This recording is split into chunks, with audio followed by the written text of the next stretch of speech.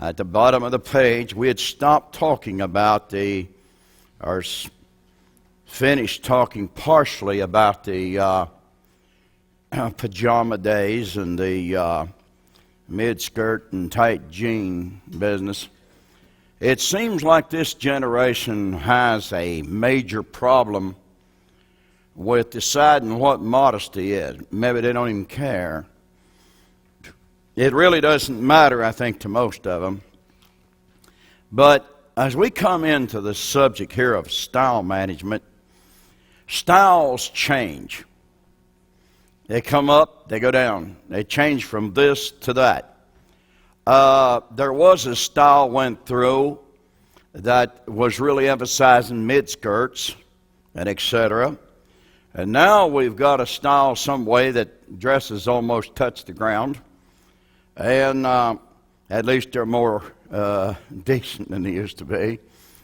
And then we have a style on different things that people do. Now, here in 1 Peter chapter 3:3, he repeats the same kind of situation Paul spoke about there in 1 Timothy 2:9 above.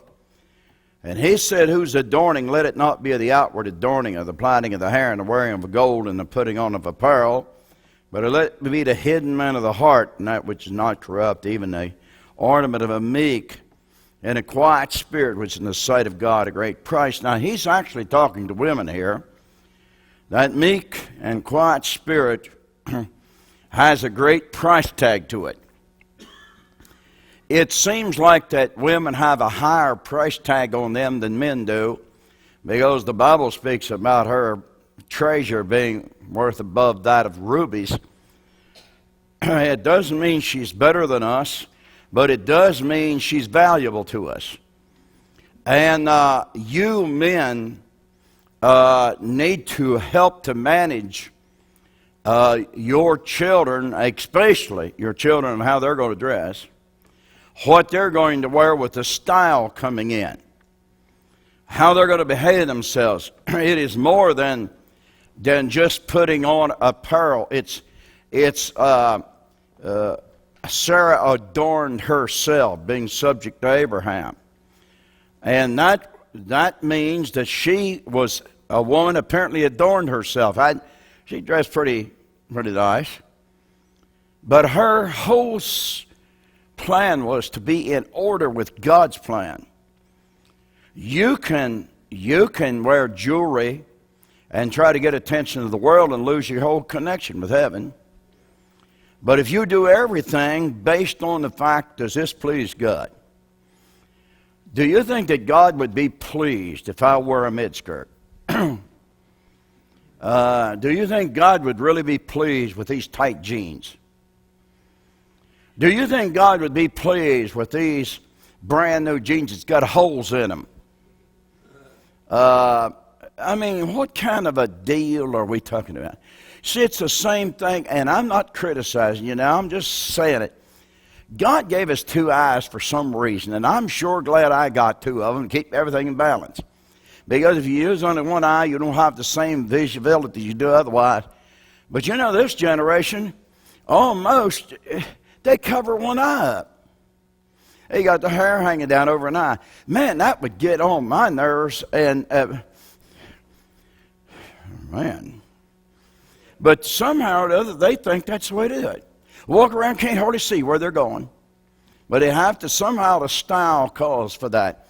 And folks, listen, you have to manage your life not according to style. You have to manage your life according to what is right.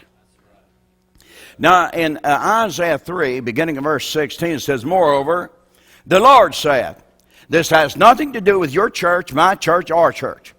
The Lord said, because the daughters of Zion are haughty, and walk with stretched forth necks and wanting eyes, walking and mincing as they go, and making a tingling with their feet.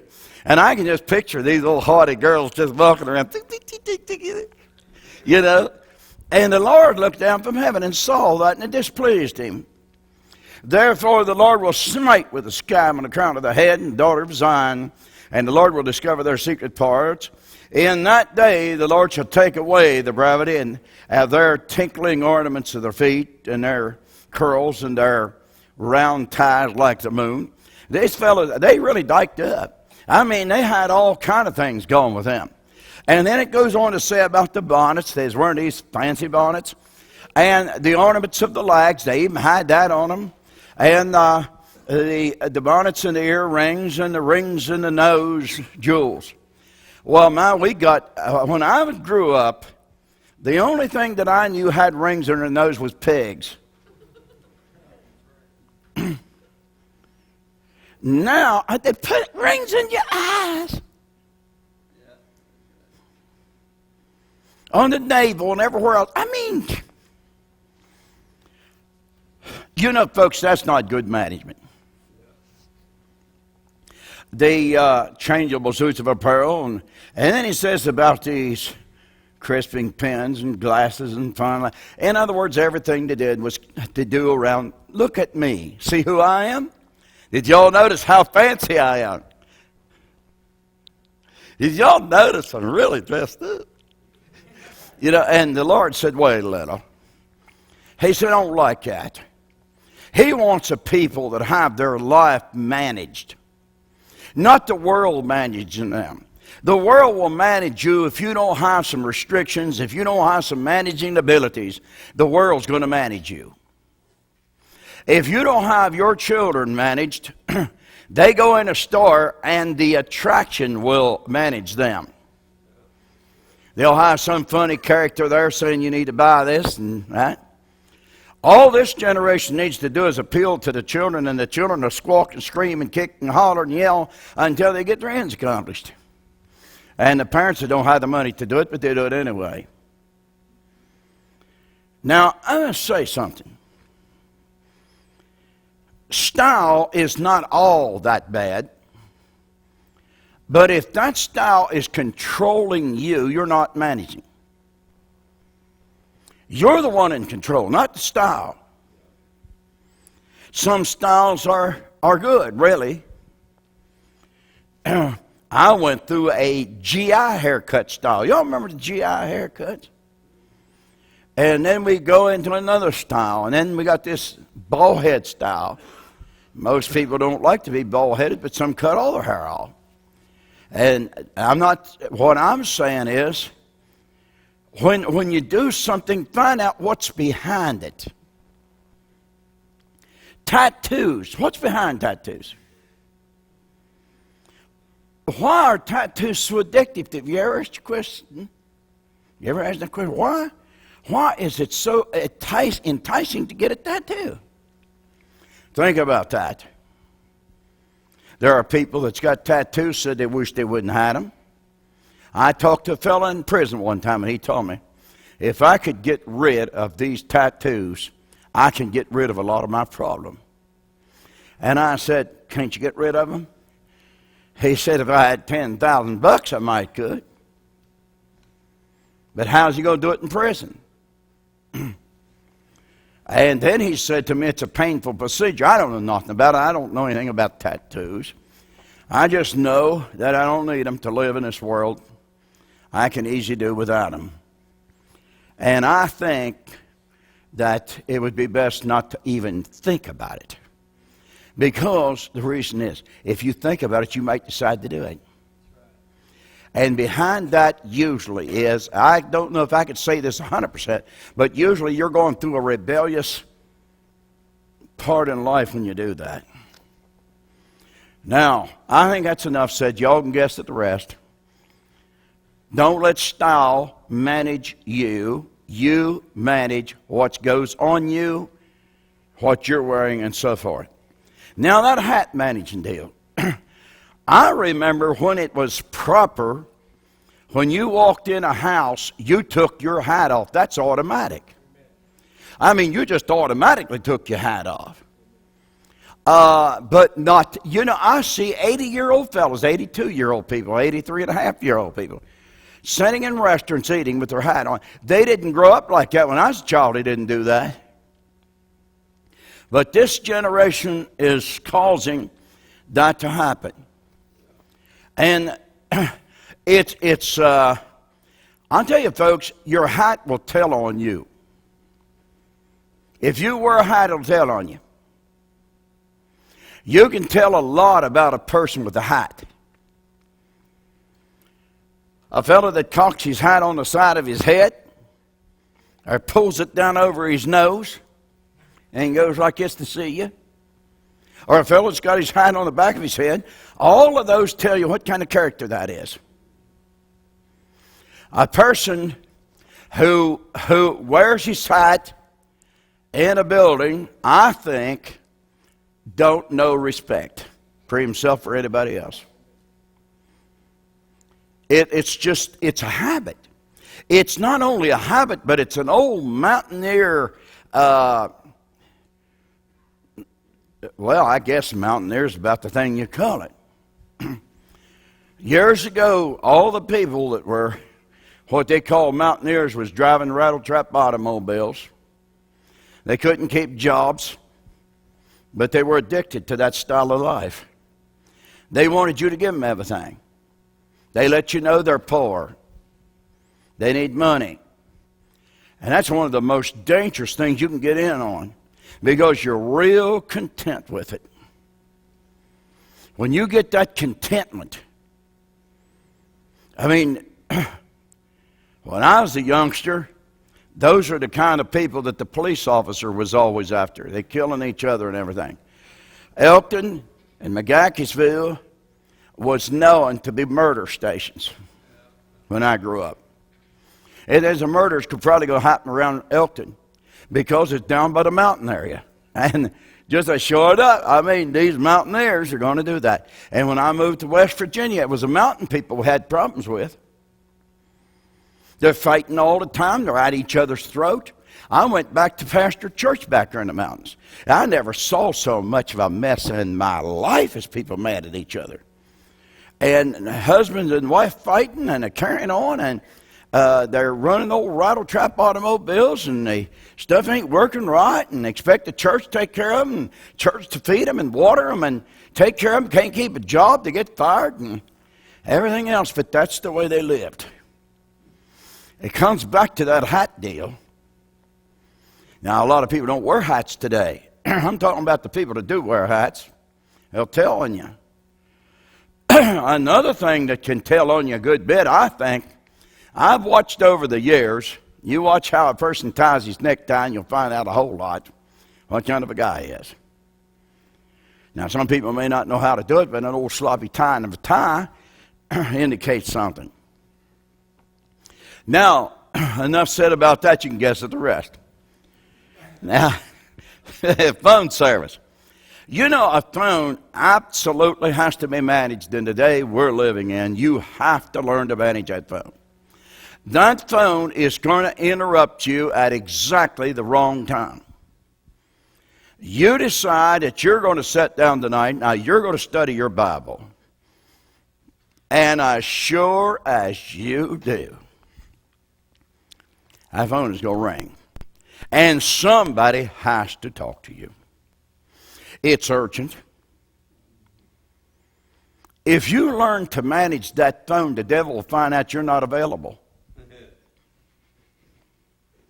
He can't bother you if you got that thing managed. As long as you don't manage it, he'll manage you. When you say, all right, this is it. I will not be talking on the phone. I'm going to spend 1 hour Bible studying and prayer, and there's nobody going to touch me. Let the phone ring. When the devil finds out you're not available anymore, he'll stop testing you on that end. But another thing is excessive phone ringing of the business. You can't get nothing done. Phone's ringing, you get it, you're trying to do this, you're trying to do that, you're trying to do that. I had to get completely away from telephones because I could spend all my day on the telephone and can get nothing else done. But everybody's problem is so absolutely important. We have to talk to Pastor Rhodes. We have to. He has to come where I'm at. He has to do this. He has to do this. And that old phone just ring and ring. And you can be held up, all right?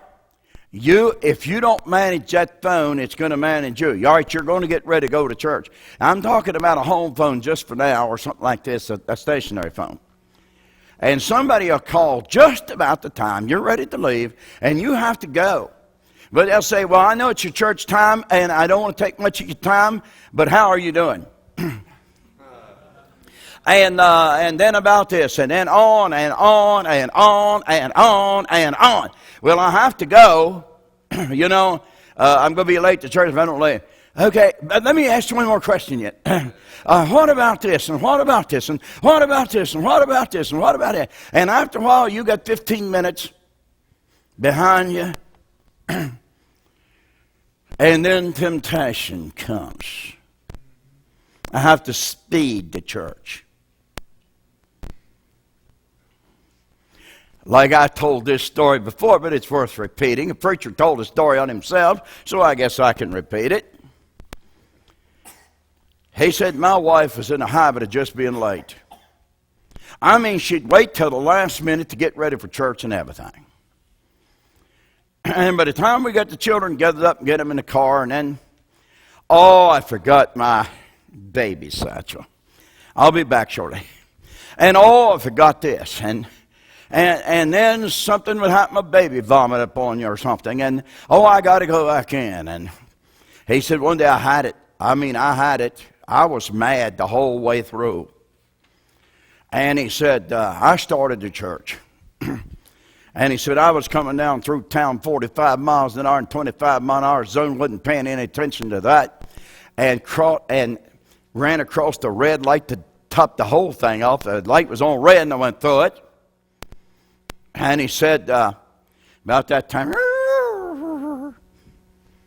that I pulled over, this fellow crawls up and says, hello, may I see your driver's license? He said, you might as well look at it. Everything else is going wrong. Everything I do has turned out wrong today. He said, this officer looked at me and said, sir, I understand. I used to have days like that. He said, he laid his hands on my shoulder and said, sir, I used to act just like you act, but I got saved.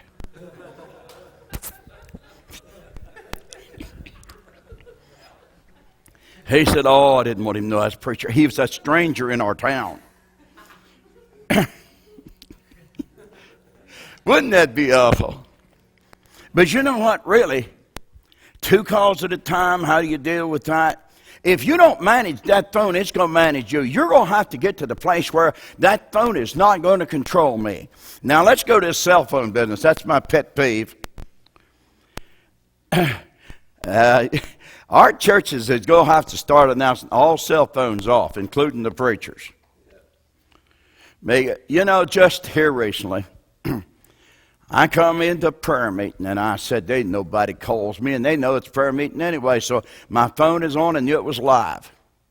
We go back there and had 2 prayer groups and went back there and that thing, and we're praying away, I think it was, and all of a sudden my phone kicks off. And then here are the people that was trying to call me. I'm not answering it. But what do? So anyway, then he called and apologized, said, I know it was prayer meeting. I forgot about that. So what I try to do, if I think about it, is putting my phone in the car. Because I don't get that many calls, but I have a phone with me in case I need to call. But folks, cell phones are handy. They're a very handy thing. But at the same time, they're not handy enough for you to have messing up. And if you have a temptation that you're addicted to a phone, by all means leave it in the car. Because if you put it on buzzer, and it doesn't matter what the preacher is saying or what we're doing.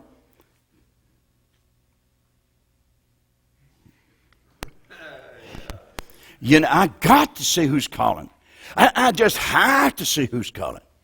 And then after a while, you see somebody going out the back door. And you know what? The Lord said something to me the other day. I tell y'all, listen to this, it floored me. He said, you know why people do that? Because it's only God. Only God. He said, people are far more important than I am. This is only God.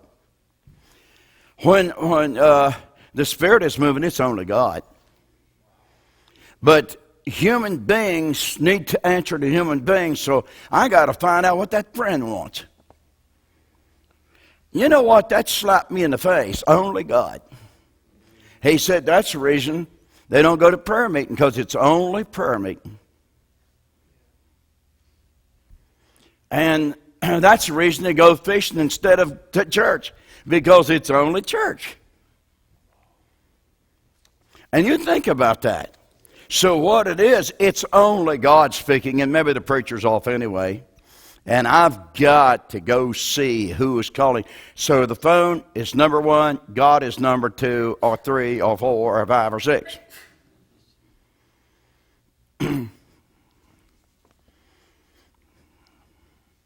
What's your priority? I was driving from Harrisonburg towards McGackesville out towards the church. There's a business truck kept running off the road. Go off the road, then he get back on. Then he's off the road, then he get back on. Then he's off the road and get back on. I mean, horrible driving. Well, guess what? He's on the phone. And they say that phones don't make any difference. I'll challenge that statement. If it doesn't matter the difference between us just talking, then why are states deciding they can't have cell phones anymore? There are states coming up that said it's not safe for people to drive. Our daughter-in-law was ahead of us with an automobile. One time we was following her. And here come a woman talking on the phone, pulled right out in front of her and didn't even know it. She's still on the phone. Everybody's screeching wheels get stopped. And she's still on the phone going. You know, I've seen people on the phone walk out in front of you. Just real crazy stuff. You say, well, the phone's is not. I tell you what. If you're driving, you better let that phone alone. Unless you have radar-controlled equipment, where the angels are driving your vehicle. Even if a person's hands is not on the phone, they still have a driving problem because they're trying to concentrate on what the other person's saying. Where you're visiting in an automobile is not the same as that. It's not the same. It's not the same if you have your radio going. It's not the same. Or you're listening to music. It's not the same. There's something completely out of this world when you talk on that cell phone.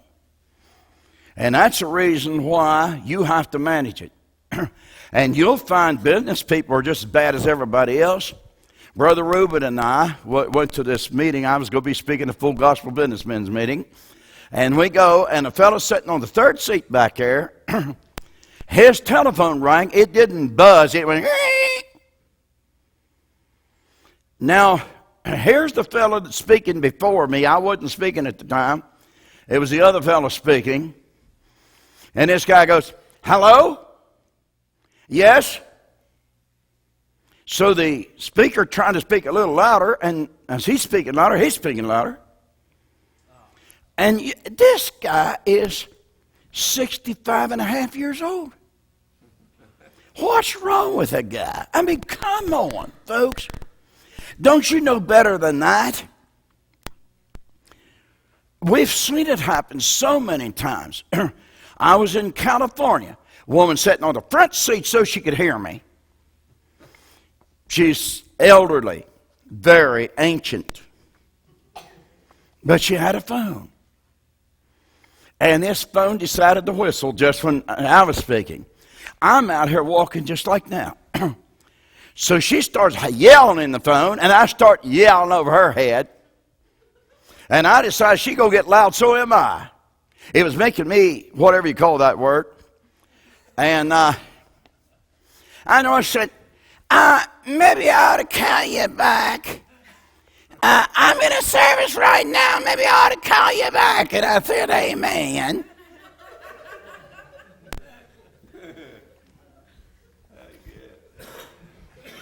Folks, listen, that's the phone managing you.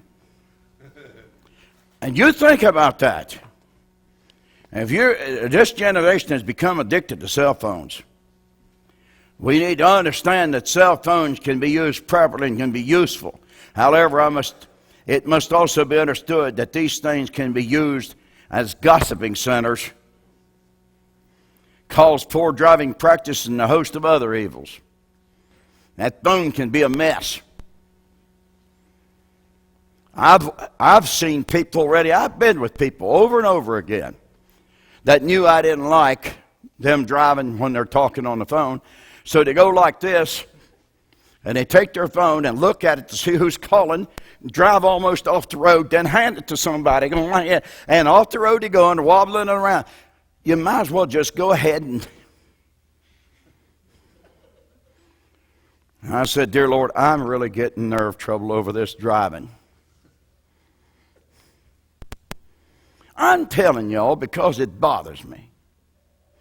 There's just somebody has to just learn that, look, you don't have to decide who's calling.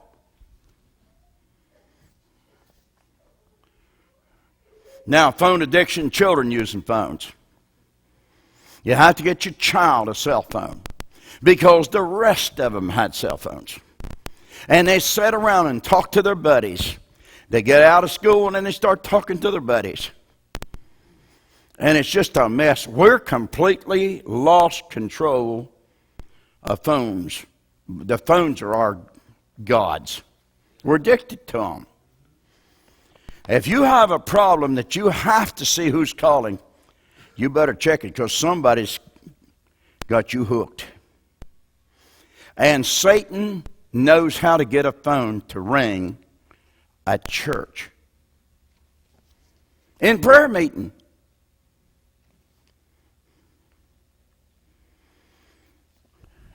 You know, I was at the other day at a business place trying to take care of some business. But this person is on the phone talking to a family member. And, well, maybe we ought to do this. Maybe we can do that tonight. Maybe we ought to do this tonight. Well, let's go shopping tonight. Let's do this tonight. And can't take care of me. I'm waiting. But no, this is more important. It's a cell phone. I'll tell you what, if I'm an employer, you're not talking on the cell phone at somebody else's expense. Am I too mean with this or just... I mean, listen, I'm at work. It's okay for your wife to call and ask you, or you call your wife or something like this, if that's the way you want to do it. But at the same time, if you're taking somebody else's time, you're getting paid for somebody else to talk to somebody on the phone. I don't work with me. Now, let's go into words. And since we've talked so much about words over the years, I don't suppose we need to spend a lot of time on this. But if you don't manage the words that go out of your mouth, if you don't manage them, you have to manage them before you utter them. If you don't have your life in management, if you haven't learned a vocabulary that is suitable to be used in everyday language, you have a problem. If every other word or every 5 or 6 words has to have some curse word in it, you got a real problem. Your mouth can be a blessing or it can be a curse to yourself and others. Thou art snared with the words of thy mouth, thou art taken with the words of thy mouth. It tells us in Proverbs 6:2. You know why? Because you said something you shouldn't have said. Got you in trouble. Some people, they used to say you get your foot in your mouth. Whatever that is. But you know, if you learn to manage your words, you have control of your word vocabulary. You have control over it. We will not use slang, evil words, and so forth. We're going to control that. Samuel grew, and the Lord was with him, and didn't let none of his words fall to the ground. How many of you in here could say or those of you looking at this DVD or a CD or whatever recording you may have, how many of you could say, the Lord doesn't let one of my words fall to the ground? You know why God protected Samuel? Is because Samuel had management of his vocabulary. That's why. He knew that Samuel had to have an expression. When he said yea, he meant yea. When he said no, he meant no. He had to have it right. Pleasant words are as a honeycomb, sweet to the soul and health to the bones, because you have already established a peaceable and a pleasant atmosphere within you. That is the reason pleasant words come forth. When you minister to someone and you are ministering to them in a pleasant way, they respond. If you minister to them in an unpleasant way, they probably respond accordingly. There are people who are just pleasant. I've told you all this numerous times, but we used to have a fellow that lived with the Rhodes family, elderly man. I knew that fellow from the time I was a little fella. He was a neighbor. We knew him. I never, ever saw that man say any negative thing about any human being on the face of the earth. And I remember once he was with our family. He wasn't kin to us, but he was with our family. And somebody said something that they shouldn't have said. And this, I thought he was an elderly gentleman then, but he lived many years after that. And he walked up and he said, you know, boys, I think we need to pray. Lord, deliver us from evil. Man, I tell you what, that was the end of that conversation. You know why? Because that man had a way of dealing with you. And then after he got done with that, he said, you know, listen, you're younger than I am, and listen to this old man. He said, every day pray, Lord, deliver us from evil, and you won't have that problem. He taught me a lesson. The words, now what did those words do? See, the man didn't rebuke, he rebuked with pleasant words. Just in such a kind way, the guy just goes up and lays his hands on his shoulder and said, y'all need to pray, Lord, deliver us from evil. And I tell you what, that probably did more than a sharp rebuke at that time. Because this man, that's the way he lived. And that's the way he died. The man was full of joy and full of gladness and full of everything was the Lord. The Lord really done good things. And I told my wife, yeah, and so y'all heard this too. But when his wife died, I said, she just died. And I said, oh, this is the test now. I'm going to see what this man does now, because I've known him.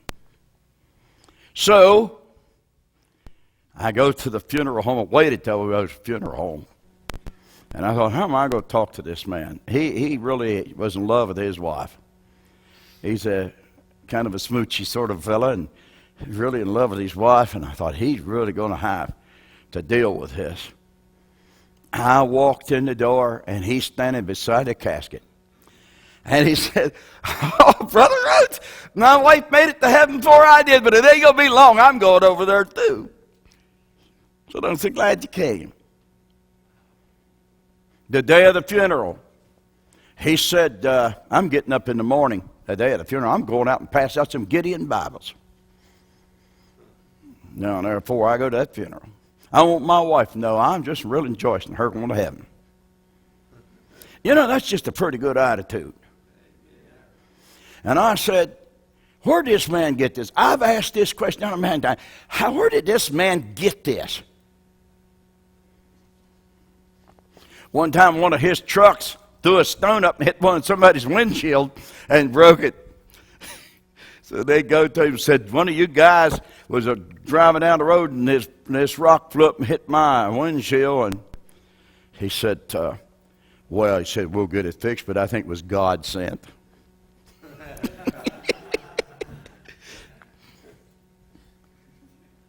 The thoughts of the wicked are an abomination, and that's the reason his mouth is full of unkind things. See, I could be around a gossiper in 10 minutes or 5 minutes or 3 minutes or 2 minutes. Let that person talk, and I can tell you if they're a slandering tongue or not. There is something that happens to me every time that slandering tongue is in operation. They may not be using slander, but it's a foul, wicked, perverted thing that goes on in that tongue. Yeah, well, I tell you what, she has been doing that. They've been doing that. This is the way they do it. That's the kind of life they do. And all kind of things. And whatever's in the heart comes out eventually. And I'll tell you, there's more people that are so tied up with gossip and slander and tale-bearing that they can't even talk sensible without that railing accusation being in their vocabulary. That's the reason we have to change our words. We got to get to the place where we change our words. If those words are not proper, if we use improper language, we have to change it. And we start managing those words. We say, all right, I will not infect other people with that slandering tongue of mine. I'm going to have a sanctified tongue. And you'll find that this is the way a slandering tongue works. You'll find fault with this person, that person, this person, that person, that person, that person, that person, that person. Everybody, you got a negative thing. Yeah. Somebody just told me the other day, slandering tongue. Something was just said about a certain individual. He said, well, I'm going to tell you one thing. That man don't make as much money as you think he does. I can tell you that. You know what I had a notion to do? I'm away from that junk. I had a notion to say, could you prove that? Let's get some proof on it. How do you know how much money the man's making? Have you seen his pocketbook? So I'm not getting involved in that stuff. Boy, I tell you, it's the same thing as you go into a restaurant and sit down and somebody at the next table says, well, I just went to the doctor yesterday and he said my blood pressure's high. And he said this and he said that. Where do you go to, doctor? Who's your doctor? And what kind of medicine you taking?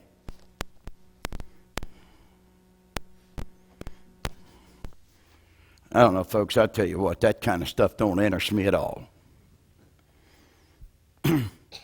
Let all bitterness and wrath and anger and clamor and evil speaking be put away from you with all malice. You're going to have to actually be converted to get that done. If you have a slandering tongue, you may keep it pretty well under, but it's just like a person with a bad temper. They can be ever so nice. Well, thank you. The thank you is obnoxious. It's just a hateful thing. But if you bite and devour one another, take heed that you be not consumed one to another. Just don't get to biting each other up and consuming each other and tearing each other to pieces. That isn't very much of a church life. Division. I tell you, folks, this is one of the things, that bitterness, that root of bitterness. You fall out with the church, and the first thing you want to do is go to somebody in that church and try to destroy them.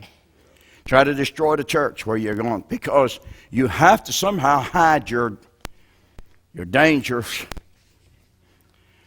You're feeling bad. Your conscience is bothering you, so you're going to try to get somebody to agree with you so your conscience don't bother you. Now let's go to that loud, boisterous, and disturbing thing. If you don't manage that, we can be loud. Some people are just automatically loud. There are some people that's loud that are not obnoxious. Other people are. But sometimes when you're especially in a business place or eating out somewhere or something, it's time to tame her down a little. And when you get that loud, boisterous, disturbing thing, it harms people. It hurts them. A good man out of the good treasure of his heart brings forth that which is good, and evil man out of the evil treasure of his heart brings forth that which is evil. And once you have that know-it-all personality, people can see it. Well, I tell you right now, I could do this and that. See, there are people who are just loud and boisterous and running over things and controlling things. And Jesus said, every idle word that man shall speak, they shall give an account of a day of judgment. Somebody said, well, if that's true, then I might as well give up. No, you don't give up. You say, no, I'm going to control that mouth of mine. I'm going to manage that mouth. I'm going to start managing. I will take away things that should not be in my heart. So I have to clean my heart up so my mouth gets straightened out. See, if I don't manage my heart, my mouth won't be managed.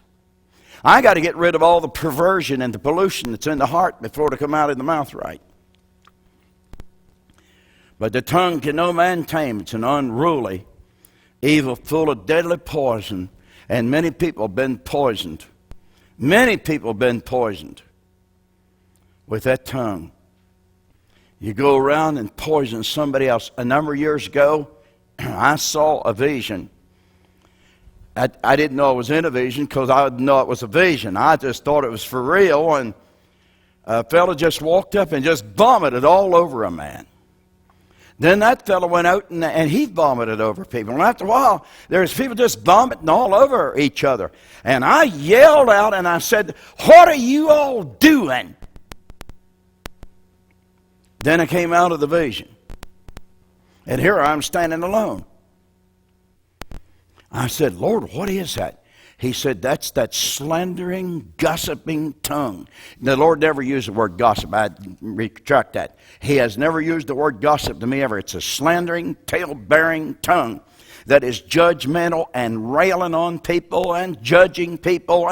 And once you say it to somebody else, it's a root of bitterness springing up. And many are defiled. Everybody's getting sick because that tongue is out of control.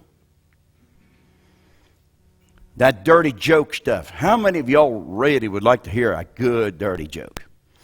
I remember when I was growing up, there's some people in the church there that shouldn't have been quite the way they were, but the young people was down there. We boys were standing around in a circle down there. And here comes some girls down to where we were at. And one of these boys said, I heard a real dirty joke the other day. Would y'all like to hear it? She said, well, yeah, we can hear it. He said, now it's really dirty. She said, well, I can handle dirty jokes. He said, are you sure you can? I don't care what you say. It doesn't make me any difference. He said, well, here's the joke.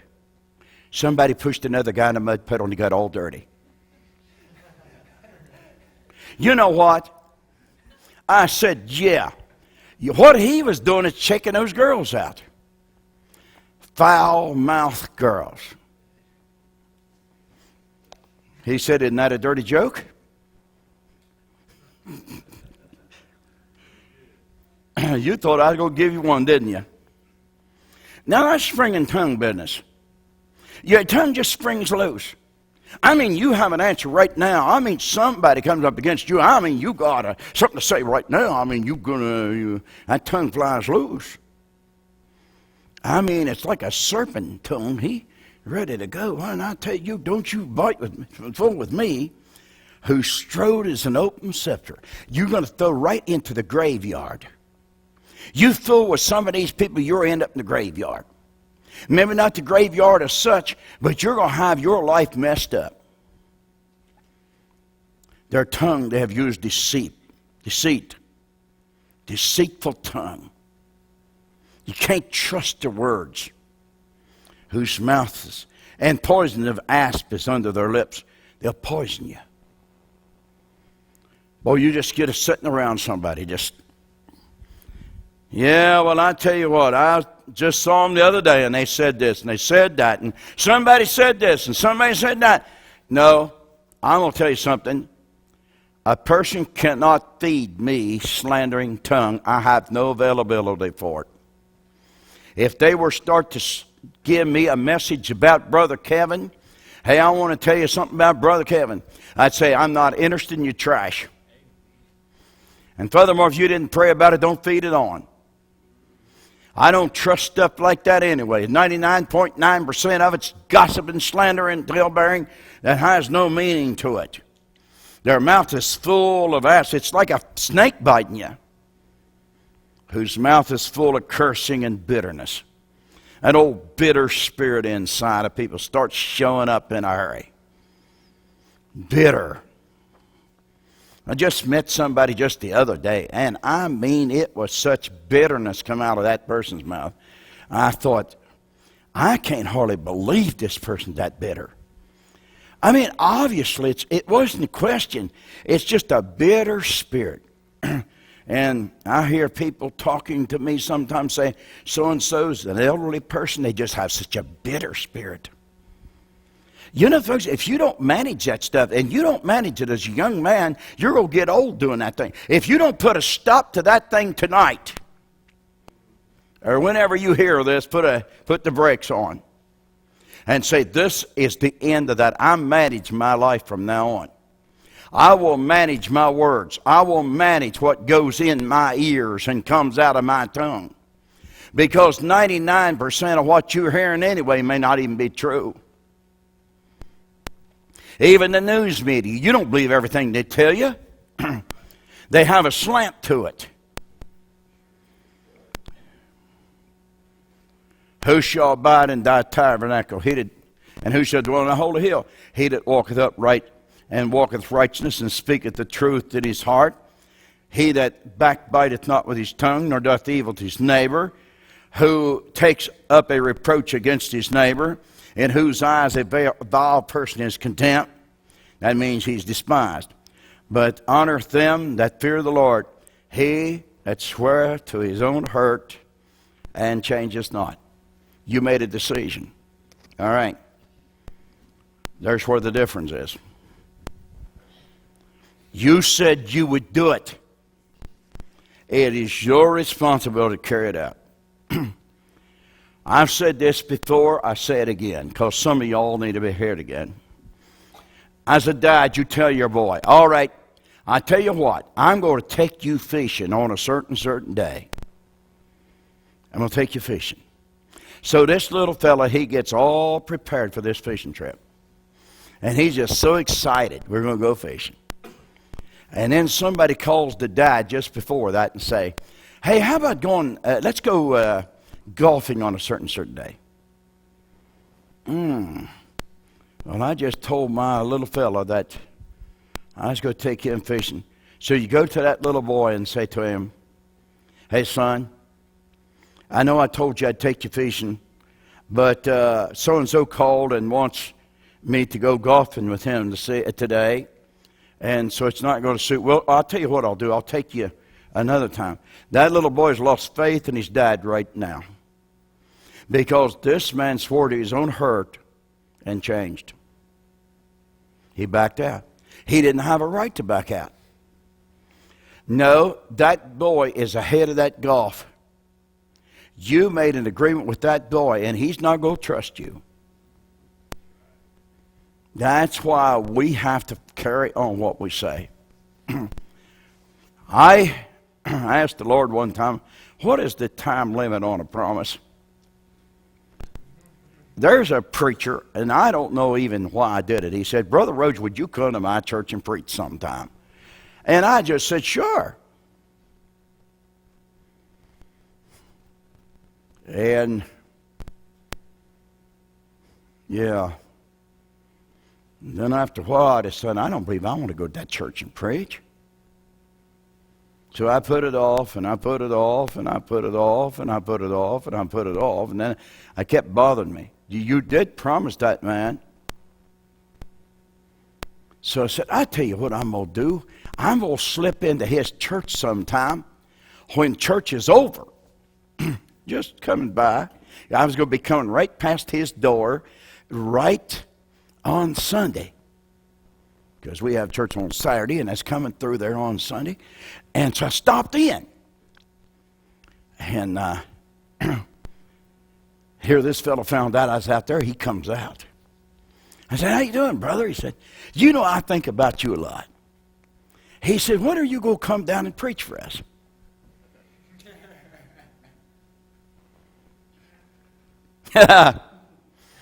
I said, Lord, what is this? See? And so I didn't tell him, but that renewed my obligation. So what I think I'm going to do one day, I'm going to slip in there. I'm not going to say anything to him, just slip in there. And if he asks me to preach, okay, and I hope he doesn't. Because we're two different people.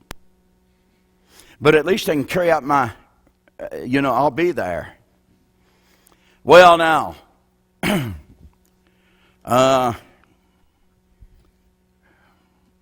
we got tale-bearing and gossiping, slandering still going on here. I thought we was kind of over that, but look at it. If you hear a nasty story, be it false or true, would you pass it on to others if the story was on you? Would you really? How would you like to just say, you know what a dumb thing I did the other day? Now, that's okay oftentimes because you say I did a dumb thing, but don't let anybody else tell you did something dumb.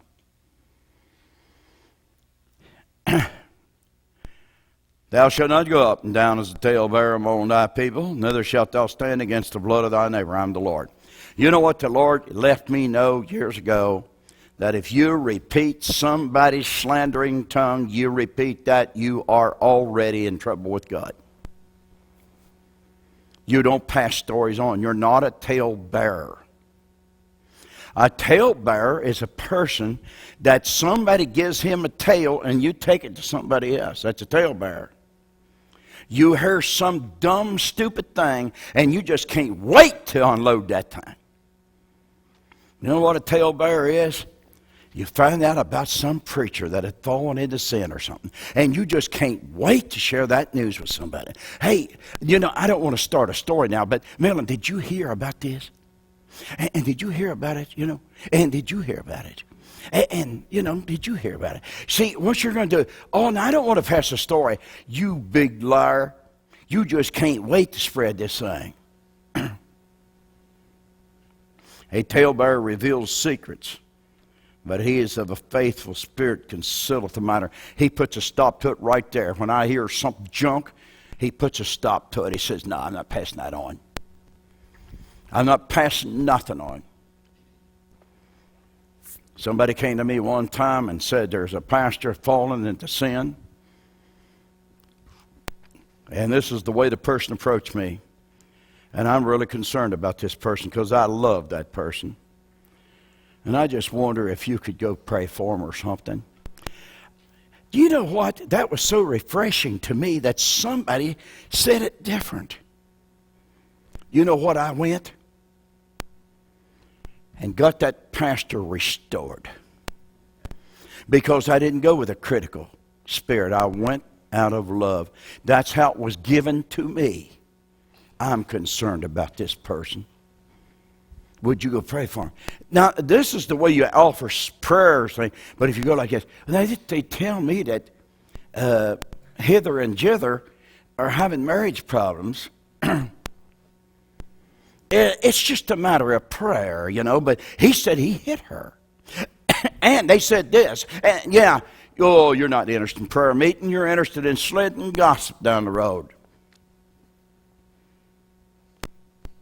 The words of a terror bearer are wounds. Go down to the innermost part of the belly. That's why Satan wants to use you. He can't use a pure person. He can't use a holy person. It's not available. Did you hear what I said? He can't use a holy person. You're not available.